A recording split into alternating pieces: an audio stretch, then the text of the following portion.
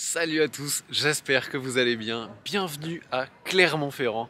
Clermont-Ferrand, c'est le siège de Michelin. Mais aussi, il y a des usines, il y a de la production, il y a du développement, il y a plein de choses. Et juste derrière moi, on est sur le site de Catarou. C'est un des plus vieux sites Michelin qui a été créé. Après, il y a eu les pistes de Ladoux, c'était plus tard.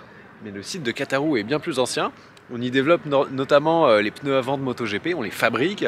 On fabrique aussi des pneus de compétition, des pneus de rallye, des pneus de course de côte.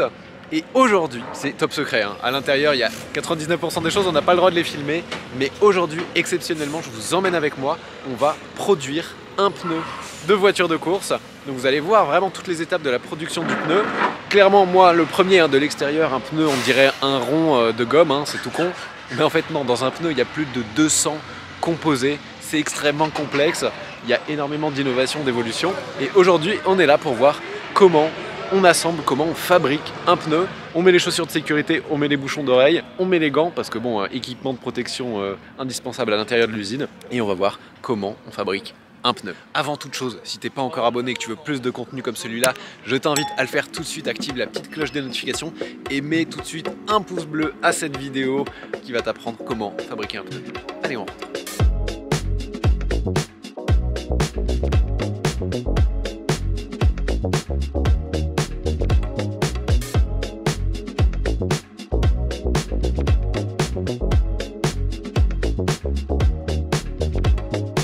Ça y est, on est dans l'atelier du pneu. C'est ça, l'atelier de la fabrication manuelle. Et je suis avec Simon qui est notre expert aujourd'hui, un de nos experts. Où on est exactement ici?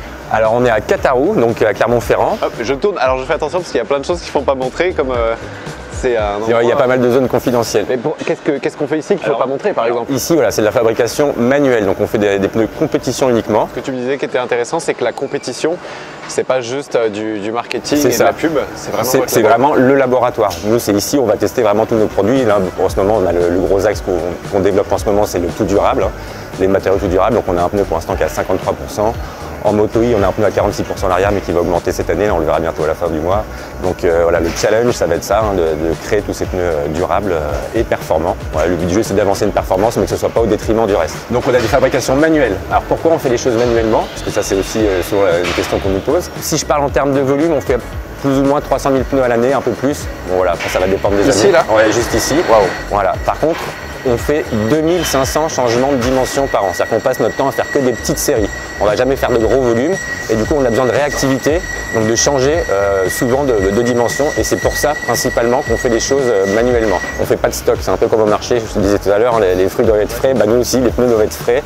On les fait voilà, vraiment au dernier moment pour pouvoir, en compétition, bah, on a des pneus qui sont là des fois pour faire 3 tours. En qualification, si on prend le MotoGP par exemple, on fait le pneu avant ici en manuel. Là, évidemment la durée de vie des pneus, elle est là pour un fenêtre de tir, voilà, une fenêtre de tir bien précise, hein, en fonction des températures, du chauffage de pneus, de la météo, toutes ces choses là peuvent varier. Et souvent on a aussi des produits, si on prend une bande de roulement, avec plusieurs types de gommes différents au sein même de cette bande de roulement. Okay. Ce qui nous permet, en fonction du virage à gauche, à droite, d'adapter le pneu, soit en termes de chauffe, d'adhérence, voilà, soit pour garder la température, hein, dans le pneu. Est-ce que selon les courses, vous changez les composés des pneus selon les circuits? Généralement oui. Maintenant le but du jeu, c'est encore cette année, c'est de diminuer cette allocation pneumatique pour rester encore plus dans le tout durable, hein.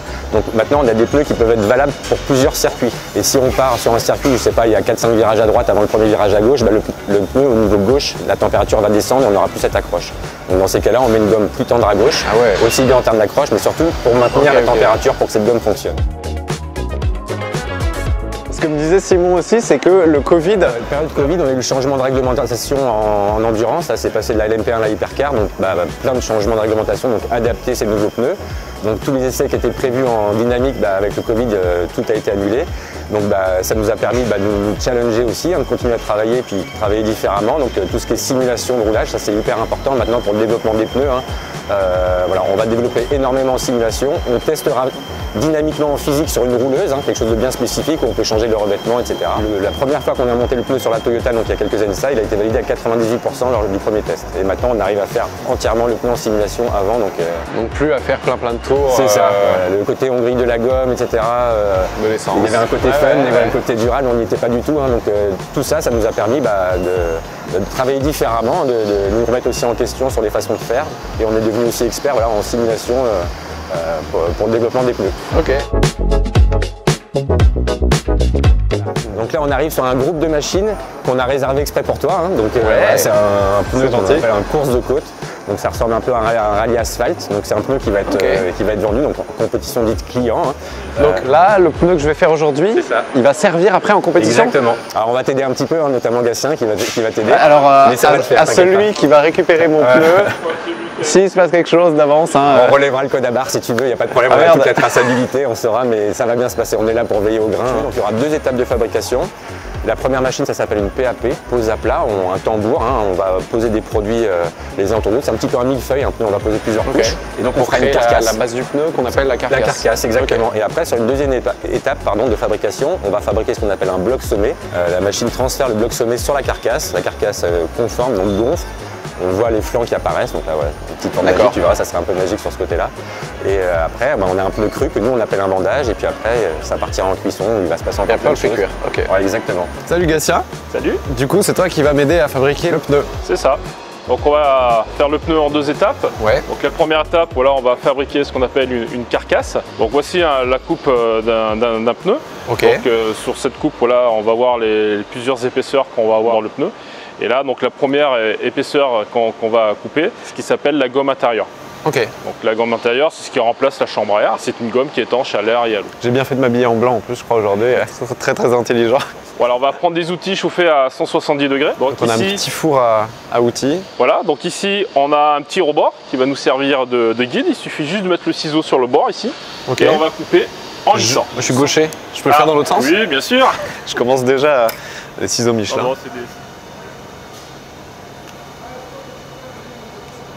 c'est pas ouf, hein. Rome, c'est pas fait en un jour, hein. Non, bah voilà, hein. Un pneu de compète non plus. Non, mais t'inquiète pas. Hop. Du coup, maintenant, on va remettre le ciseau dans le four. C'est coupé droit.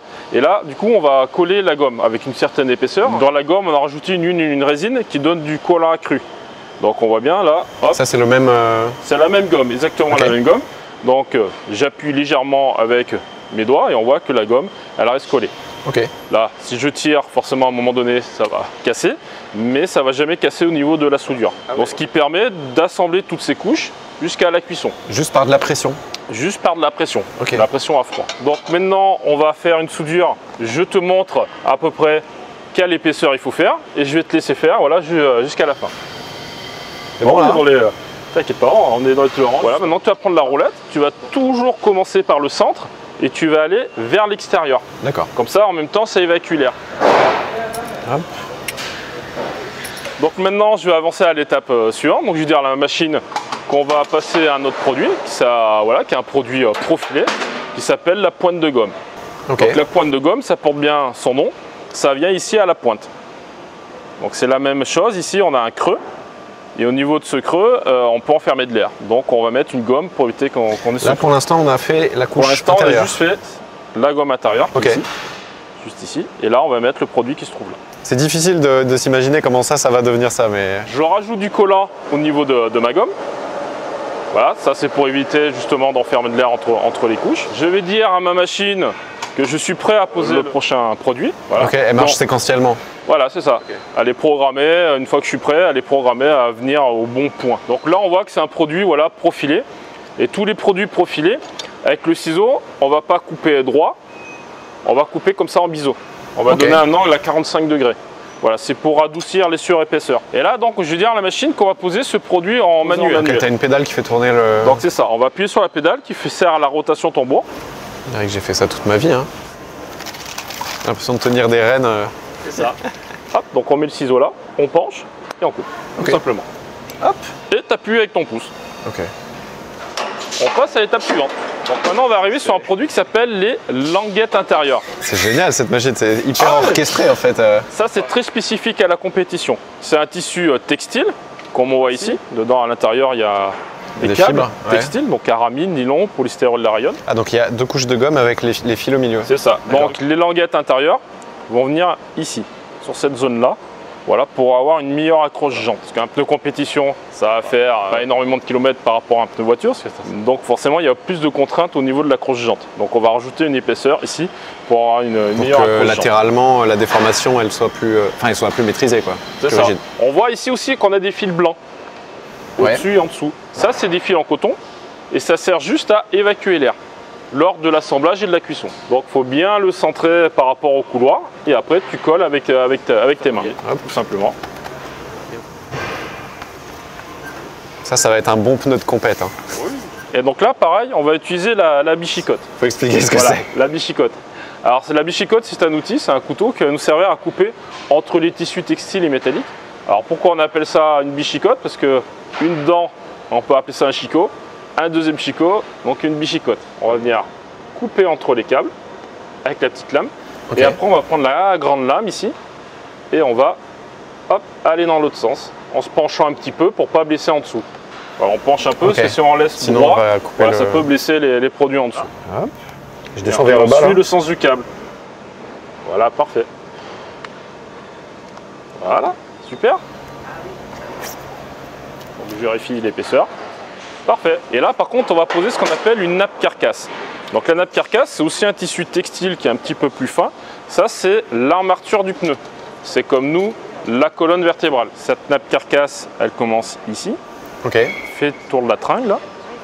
Et hop, revient ici. Ok. Elle va être beaucoup plus large. Voilà. Sur nos voitures, on en a besoin, on va dire, d'une nappe carcasse. Par contre, dès qu'on a des voitures avec un peu de chevaux, à partir de 300-400 chevaux, on va en mettre deux. Ça va rigidifier la carcasse voilà, pour encaisser les puissances des voitures. Tu vas appuyer une fois sur la pédale et la relâcher tout de suite et ça va faire un tour en automatique. Hop. Il descend, la bichicotte penchée, comme ça, et tu vas jusqu'au bout. Là, il faut vraiment faire une soudure. Parfait. Donc maintenant, on va poser ce qu'on appelle ici un bourrage tringle. Donc pareil, c'est une gomme profilée qu'on va venir couper en biseau. Donc là, le bourrage tringle, il vient ici. Ok. Donc et il renforce le flanc. C'est ça. C'est en bas du flanc. Ok. Ça remonte un petit peu jusqu'au milieu du flanc. Donc ça comble un creux, mais ça va nous servir aussi à positionner la tringle. C'est vraiment un millefeuille, un pneu. C'est un millefeuille, c'est ça. On assemble des couche par couche autour d'un tambour qui nous sert de gabarit. C'est ça, c'est un millefeuille.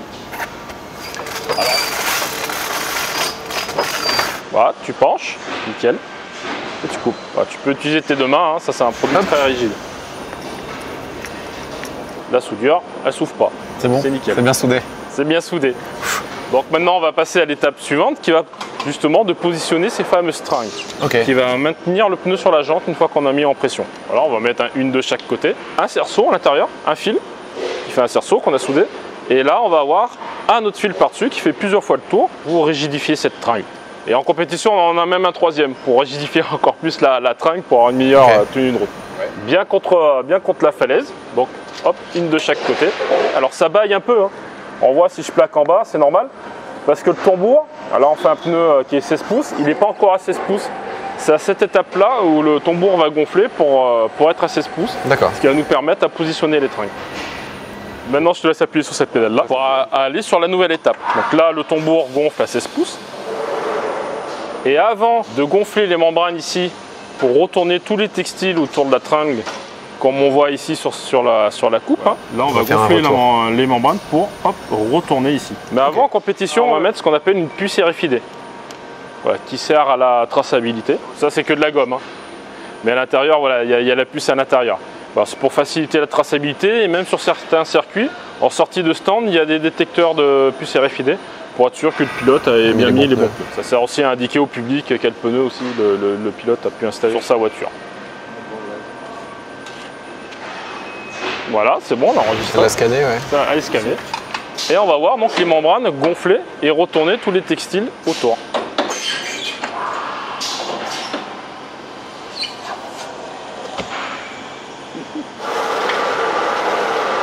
Et on va poser un produit qui s'appelle la languette protectrice. Alors ça aussi c'est très spécifique à la compétition. Nous sur nos voitures c'est que de la gomme.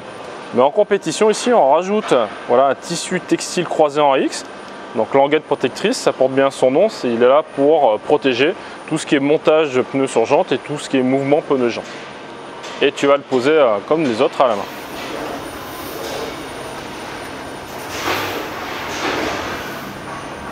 Hop. Parfait, on a posé la languette protectrice, maintenant le protecteur. Ici, c'est où on va positionner la jante. Donc c'est une gomme qui va faire l'adhérence, on va dire, aussi à la jante avec la pression. Parce qu'en cas de freinage d'urgence, si le pneu tombe sur la jante, on ne va jamais freiner. C'est pas Et terrible. on va perdre l'équilibrage aussi. Donc voilà, il faut bien que la gomme adhère sur la jante, donc c'est grâce à cette gomme-là. Et là, hop. Et là, on va poser donc le flanc pied sommet. Ici, on voit la partie la plus fine. Ouais. Ça, c'est le pied sommet. Il va venir ici, au pied du sommet, porte bien son nom. Et ici, on aura la partie flanc extérieur, qui va venir donc sur la partie flanc, mais ici à l'extérieur. Et donc, ça sert comme les autres à protéger, tout simplement, contre les chocs latéraux. Quand on vient se garer contre un trottoir, on vient frotter la gomme ici qui va protéger le textile ici qui est l'armature du pneu. On voit qu'en compétition c'est fin. Quand on fait du rallye comme le Dakar, c'est beaucoup plus épais. Oui, en compétition, on frotte rarement des trottoirs. En général, quand ça frotte, c'est trop tard. Donc on va le positionner, je vais éteindre la lumière, voilà, ça sera un peu plus facile parce qu'ici on voit qu'on a 2 lasers. Je sens que ce pneu-là, il va aller quand même beaucoup plus vite que les autres. Hein. Oui. On penche et on essaye de couper en une fois. Normalement, pour être validé à travailler seul sur la machine, il y a à peu près 3 mois de formation.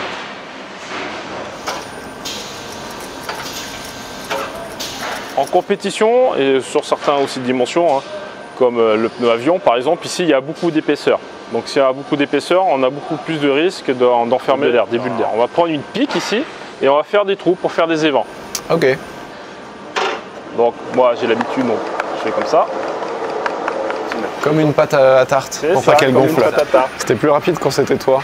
Ça fait 21 ans que je fais des pneus, donc oui, forcément, ça va être un peu plus rapide. Donc il reste encore un élément à mettre, et on va toujours mettre le code-barre, parce qu'on va mettre un code-barre blanc, voilà, à cheval de cette surépaisseur. Et ce code-barre, il reste à vie sur le pneu. Ok. Ça sert à traçabilité, parfait. Donc là, le tambour dégonfle. Voilà, là on était à 16 pouces, il va redégonfler pour revenir à l'origine. Et là, on va sortir la carcasse. Donc je te laisse prendre la carcasse, juste attention derrière toi. Et on va le mettre ici sur le berceau. Comme ça.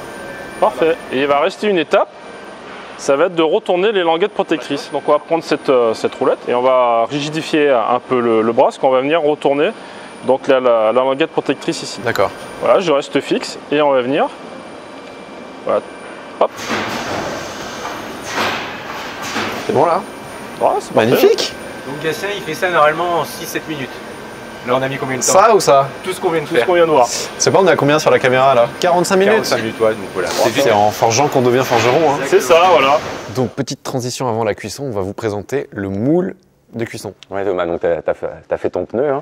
On va aller voir donc la ligne de cuisson. Donc ça c'est un vieux moule d'une dimension simple, mais ça nous permet malgré tout d'expliquer un petit peu ce qui va se passer dans le moule de cuisson. Donc notre pneu cru, qu'on appelle un bandage, va arriver donc comme ça sur le dessus. La partie centrale qu'on appelle une membrane, et également on a des parties métalliques. Donc tout ce qui est partie métallique c'est chauffé électriquement, et donc on a un fluide gazeux aussi qui chauffe. Donc le pneu va cuire par l'intérieur, par l'extérieur. Donc comme je disais, ça c'est un vieux moule. Hein. Avant, quand on cassait par exemple une ailette d'une sculpture, il fallait changer tout le secteur. Maintenant on a ce qu'on appelle des éléments interchangeables, donc on a plein de petits morceaux comme ça. Au niveau maintenant c'est pareil, ça nous permet de faire des choses beaucoup plus simplement. Et on a évidemment aussi du 3D métallique qui nous permet de faire des sculptures qu'on ne pouvait pas faire avant. Voilà, là j'ai la date de la plaquette de cuisson, donc semaine 44 de l'année 2010. Donc comme je te disais, c'est un vieux moule, hein, mais ça nous permet... Ah oui, all season il est marqué. All season, voilà, donc j'ai pas dit de bêtises, c'est bien. Le pneu cru arrive ici, donc les secteurs se ferment. La membrane, elle pousse. Le pneu étant cru, il est encore déformable. Un pneu cru, j'appuie dessus, je le déforme, il reste déformé. Une fois cuit, hein, c'est ce qu'on verra après. On a du soufre dans nos gommes qui fait donc un lien entre tous les élastomères. Donc après, le pneu reviendra à sa forme initiale. Donc la membrane poussant, elle plaque le pneu au fond des sculptures. Donc quand il y en a des sculptures, c'est à ce moment-là, des secteurs, pardon, c'est à ce moment-là qu'on aura les sculptures qui apparaîtront. Et si on s'approche un petit peu, on voit qu'il y a des petits trous là, notamment dans le flanc. Alors ces petits trous là, c'est ce qui va nous donner ce qui nous donne les poils sur le pneu. Souvent on nous interroge sur ces poils, à quoi servent les poils. Donc les poils en eux-mêmes ils servent à rien. Par contre c'est la conséquence donc de l'éventation. On a vu tout à l'heure lors de la fabrication qu'on faisait beaucoup d'étapes pour chasser l'air. Hein. L'air avant cuisson en tout cas c'est l'ennemi du pneu. Après il nous aidera bien mais avant on n'en veut pas. Et donc quand le pneu cru arrive ici, que la membrane pousse, cet air il faut qu'il s'échappe. Une fois l'air échappé donc par ces petits trous qu'on a fait un peu partout, une pointe de gomme rentre dans le trou. Et donc va nous faire ce fameux petit poil. Alors on a changé de poste là. C'est ça, donc voilà, on vient de faire la carcasse, maintenant on va faire un bloc sommet. Et le bloc sommet va se faire sur une machine de finition qu'on appelle ici une ATS. Le bloc sommet c'est la bande de roulement? Alors il n'y a pas que la bande de roulement. Là on voit qu'on a la bande de roulement, mais le bloc sommet c'est ce qu'on va voir. juste avant le bloc sommet. Donc l'avant-dernier produit, ça va être une nappe sommet frétée. Donc c'est un tissu textile. Et avant de poser ces produits, voilà, c'est ce qu'on va poser en premier. On va mettre des nappes sommet métalliques. Donc on va en poser 2, comme on voit ici. Pour l'instant, on a fait une toute petite épaisseur. Pourtant, c'est là où il y a plus de produits, mais c'est vrai que c'est une petite épaisseur à comparer à la grosse épaisseur qu'on a ici. Alors là, c'est une coupe forcément de pneus voiture haut de gamme pour la compétition. La bande de roulement est beaucoup moins épaisse, voilà, pour avoir plus de ressenti. Mais c'est la dernière couche la plus épaisse, celle qui va subir de l'usure en fait. C'est ça. Okay. Donc là, au niveau du sommet, on aura un X métallique, donc ce qui va nous donner un triangle au niveau du sommet. Donc le triangle est la forme géométrique qui est la moins déformable. Donc le sommet sera très rigide. Par contre, au niveau des flancs, on a juste laissé le textile dans le sens du radial. Donc on voit que les flancs sont souples, ce qui va permettre, lors des virages, que les flancs travaillent pour avoir toujours la bande de roulement à plat. Alors que le sommet sera dur, quoi. Le sommet sera dur. Donc ça, c'est le principe du radial qui a été inventé par Michelin en 1946. Donc voilà, et on a libéré les flancs par rapport au sommet, voilà, pour avoir plus de confort, mais surtout pour avoir une meilleure tenue de route. Donc voilà, j'ai déjà déroulé un tour de la nappe sommet de travail 1, donc la première nappe. Là, tu vas prendre les pointes comme ça, tu vas toujours commencer au niveau du centre et tu vas venir, parfait, jusqu'à la pointe. Donc maintenant, on va mettre la deuxième nappe sommet métallique. Donc ça va changer de poste. Bon, on penche légèrement la bichicotte pour ne pas baisser le produit en dessous. Pareil, soudure bord à bord. Magnifique. Parfait. Et maintenant, donc c'est un robot qui va poser cette petite bande. Et cette petite bande va venir se positionner sur toute la largeur du sommet pour éviter les déformations. Le bouton noir ici, voilà. On va bien se positionner la nappe sommet. Donc là, le robot l'a posé sur toute la largeur du produit. Donc là, on va poser la bande de roulement. Okay. Donc là, on la voit ici. Et derrière, on a une lame à ultrasons qui va venir couper la bande de roulement à la bonne longueur. Donc là, on va prendre ce qu'on appelle nous ici une râpe et on va venir râper les lèvres ici. Donc au-dessus là, et en dessous sans décoller. Ça améliore la soudure. Super. Et maintenant, je vais prendre un fer à lisser. Fer à lisser. Je vais venir lisser la soudure. Parce que là, on voit que ça fait des coups de marque.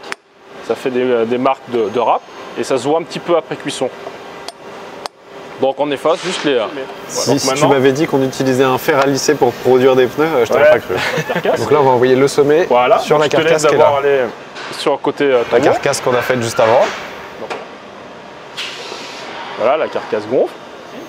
Attention, c'est parti. Et l'anneau va venir chercher le reste des produits. Voilà.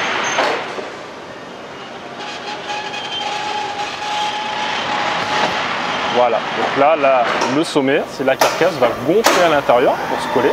Ah ouais. Et maintenant, on voit que derrière, il y aura des galets de rouletage qui va toujours partir du centre pour aller à l'extérieur pour évacuer l'air, qui va venir plaquer le bloc sommet sur la carcasse. Bien. Donc là, je vais vérifier si tout s'est bien passé. Donc là, je suis en train de regarder toutes les soudures, confection. Si lors du gonflage, elles n'ont pas lâché, s'il n'y a pas un défaut apparent. Donc là, je regarde l'état général. Je vais regarder à l'intérieur ici. C'est comment pour l'instant là? Là, pour l'instant, c'est bon. Et je vais regarder de l'autre côté. Donc là, il est conforme, donc on peut l'envoyer à la suite. Donc là, on va poser les décalcos. Donc le décalco IFIA, le jaune, voilà, pour qu'il soit homologué pour rouler sur les championnats IFIA. Et donc, on va mettre le numéro 21 et dire qu'il y a une puce RFID. Donc je dis à la machine que le pneu est conforme. Et après, je vais le déposer sur un chariot. Et un de mes collègues va l'emmener à la cuisson. On le met sur le chariot? On va se prendre comme ça. Et on va le mettre là-bas sur le chariot. Hop. Parfait. Merci. Bonne cuisson. Ça y est, on a fini d'assembler le pneu. Donc maintenant, on l'envoie à la cuisson. Pour ça, on le pose sur son petit tapis roulant. C'est parti. Hop là. C'est parti. C'est parti. Donc le but de la cuisson, avant tout, ça va être ce que nous on appelle la vulcanisation. Donc la vulcanisation, c'est quoi? C'est le changement d'état du pneu. En gros, un pneu cru, il est ce qu'on appelle plastique, c'est-à-dire que quand je vais appuyer dessus, il va se déformer, et il va rester déformé. Une fois cuit, le souffle donc, a fait ce qu'on appelle des ponts entre les élastomères. J'appuie dessus une fois cuit, hop, et il va revenir à sa place initiale. Bien élastique. Exactement, plastique à élastique, c'est exactement ça. Ensuite, tout ce qui est adjuvant de protection du pneumatique, tout va être activé également par la cuisson. En termes de température de cuisson, on est au petit thermostat 7, 180 degrés à peu près. Et en termes de durée, alors sur notre site, nous on n'a que compétition, pneu avant MotoGP 15 minutes en presse à peu près, et le rallye terre 25 minutes. Donc ça c'est notre four. Ça c'est notre four de base, c'est comme une cocotte minute en fait. Ça va être sous pression. Exactement. Et dedans on va mettre un moule spécifique à la dimension. Donc ça c'est pareil, quand on change une dimension. Si on veut faire un PS4S, on met le moule du PS4S. Exactement. Et le four se ferme. C'est ça. Et ça cuit.